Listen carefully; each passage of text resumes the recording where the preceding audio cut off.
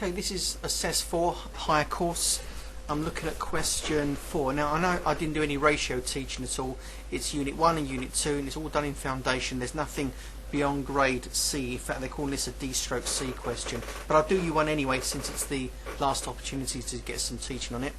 The table shows the amounts needed to make 24 fruit biscuits. Calculates the amount of each ingredient, that means flour, butter, sugar, fruit, to make 36 fruity biscuits. Okay then, well essentially if you use the unitary method, you divide each of these quantities by 24, that gives you the ingredients for just one biscuit, then you multiply the result by 36. I think I can make it fit here, can I? Well, let's just do it down there. Right, let's do the flour first.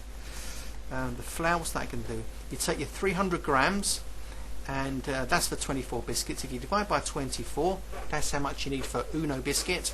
Then if you multiply the answer by 36, you're going to get the amount of flour required for 36 biscuits. So 300 divided by 24 multiplied by 36 gives us 450 grams. Very, very easy. Alright, great, I've got a grade D. Next one, let's just do the, it's be an R, isn't it? Right, butter. I prefer to use margarine in my cooking. Anyway, 150 grams of butter divided by 24 gives you one blob of butter for each biscuit, times 36 to get 36 biscuits worth of butter. 150 divided by 24 times 36, doink. I need 225 grams of butter to make 36 fruit biscuits. Now some sugar, same thing, 100 over 24 times 36. Do that quickly. 100 divided by 24 times 36. Please note you don't need to work out like the middle step, just do it all in one hit, especially at higher level. 150 grams. And finally the fruit itself, which I presume it's mixed fruit or something like that. So 120 all over 24 times 36. Let's just do that quickly. 120 over 24 times 36, doink. 180 grams of mixed fruit, unless you want to make like date biscuit or something. So that's that. Turn over. Nice question this is question 5. Get you a grade C. In the 1908 Olympic Games, Reggie Walker won the 100 metres in a time of 10.8 seconds. A century later, in the 2008 Olympics, Usain Bolt won 100 metres in 9.69 seconds. Okay, what's the important bits? I need that and I need that. Why? I want to calculate the percentage decrease in the winning time. It's still difference over the original, so let's just get a difference first. The big number first, which end up with minus numbers, so it's that take away 9.69. What an incredible time, it's crazy. So 10.8 take away 9.69. Bam. I bet they had proper stopwatches anyway back in the day, so maybe the difference isn't that much, I don't know. So 1.11 seconds, that's the difference. So it's difference, here we go, over original. So the percentage decrease, forgive me for not writing it all out, is going to be the difference, 1.11 divided by the original time, which was 10.8, from which the decrease had come, and then you multiply that by 100. So let's just work that out. So that divided by 10.8, multiply that by 100, and that's going to give us 12.3, just go 1 dp I reckon. That is a 10.3% decrease. So you shaved over 10% of the 10% off the time 100 years previous to Usain's run. Okay, brilliant. So that's that. Let's do another one. Right, this is question 8, grade B. Now's the time to pay attention. A company, question 8. A company has spent $25,000 on new gear. The value of the gear falls by 18% in the first year and 12% in the second year after that. Right, how much is the equipment worth after it's 2 years old? Alright, how much is it worth? I'm going to take my £25,000, and if I'm dropping by 18%, I'll still retain 82% of its original value. So in other words, in terms of multiply by 0.82. 82, alright? Because 82 plus 18 makes 100. Now, so we get an answer for that, but I don't care about that. This is high level. I'm going to do it in one step.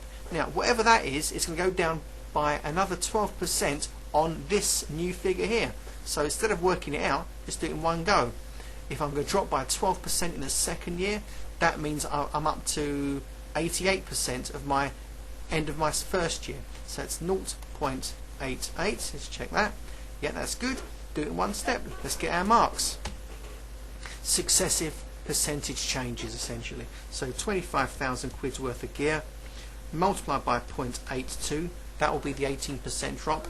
Then multiply by 0.88, that's a further 12% drop, and that gives us, look at that, £18,040.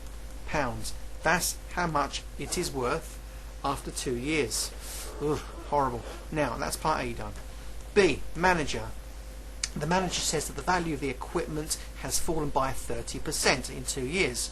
I know what she did. She did 18 plus 12 makes 30. They always do that in questions. Of course, she's always going to be wrong. Is she correct? No, she's not. Explain your answer. Alright then, so let's just take a look. I went 0.82, that's my 18% drop, multiplied by 0.88, that's my 12% drop. So 0.82 multiplied by 0.88 is 0.7216. That means 72.16% of original value. So what did it drop by? Therefore, percentage fall must be 100% of what we paid for it back in the day, 2 years ago actually. Take away 72.16%. Let's just take a look. So 100 take away 72.16 is in fact a drop of 27.84%. What does she say? 30%. No, it's not. It's not. Because it's 12% of a lesser amount. Okay, we've not dropped 30% in one go. We've dropped by 18%, got a smaller answer. Then we dropped by 12% of a smaller answer, not 12% of 25,000. All right. So she's wrong, and we just say therefore she is not correct. Sounds nicer than saying she's wrong, but she's wrong.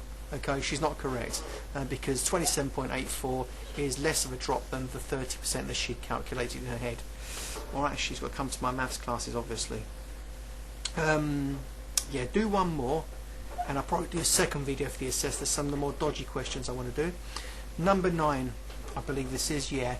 In a flu epidemic, the number of people who have flu is increasing at a rate of 10% per week. That's incredible. It is estimated that 3,200 people have flu this week. So at time 0 now, 3,200 people got flu across the UK, presumably. Predict to the nearest 100 the number of people who will have flu 8 weeks from now.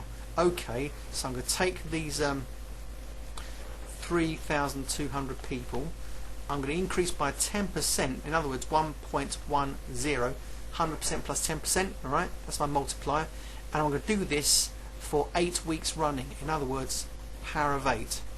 Let's get an answer, then we round it off to the nearest 100 it says. So 3200 multiplied by 1.10 powered up to 8, so it's 8 weeks. Amazing. I've got 6859. You can't have point something of a person, so leave it like that, and therefore that's approximately 6,900 people with flu 8 weeks from now. Now sketch a graph how this would look, and let's just do that. Now this is an exponential increase, so this will be a number of people, doesn't fit, number of people against time. Okay, now what happened? I don't start from 0, 0 because I'm starting at time 0 now, and I'm already up to 3,200, so it's going to go something like meow and just accelerate off like that, because that's what exponential increase does. So that figure there is 3,200, and this time is, we don't know what it is, but it's only a sketch, and that's good enough. Number of people against time, exponential increase. Part C says describe this growth. It's an exponential growth.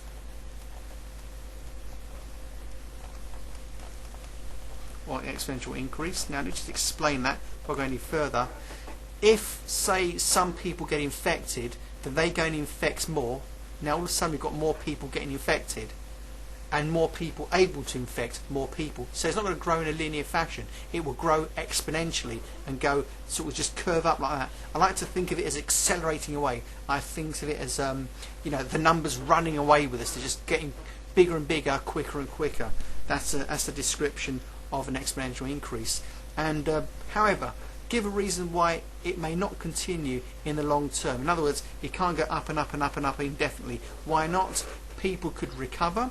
Therefore, as they recover, they will no longer infect other people, so it will not increase exponentially, you know, in the long term. It can't do that. People recover, therefore there's less people to infect new people, and so, you know, that will die out and it will no longer be an epidemic anymore. Is that alright? Less people with flu, essentially.